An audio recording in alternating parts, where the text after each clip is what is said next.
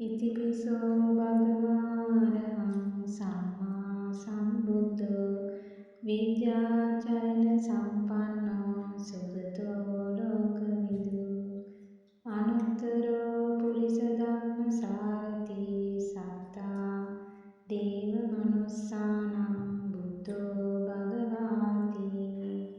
එහි තේරුම ඒ භාග්‍යවතුන් වහන්සේ සියලු පූජාවන් ලැබීමට සුදුසුය යන අරුතින් අරහත් නම් වනසේක. සියල්ල තමන්ගේ ඥානයෙන්ම මනාකොට දැනගත්සේක. ප්‍රඥාවෙන් හා සීල ආදී චරණ ධර්ම වලින් සම්පූර්ණ වනසේක. යහපත් ගමනින් හා වදනින් යුතු වනසේක. අන් අයට හික්මවන්නට නොහැකි වූවන් හික්මවීමෙහි හැමටම වඩා සමත් වූසේක. දෙව් මිනිසුන් සහිත සියල්ලන්ටම ගුරු වූසේක. සත්‍ය අවබෝධ කළසේක. සියලු පව් නැසූසේක.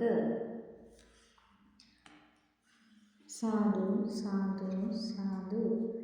මේ වගේ වීඩියෝ තවත් නැරඹීමට සබ්ස්ක්‍රයිබ් කරලා තියාගන්න.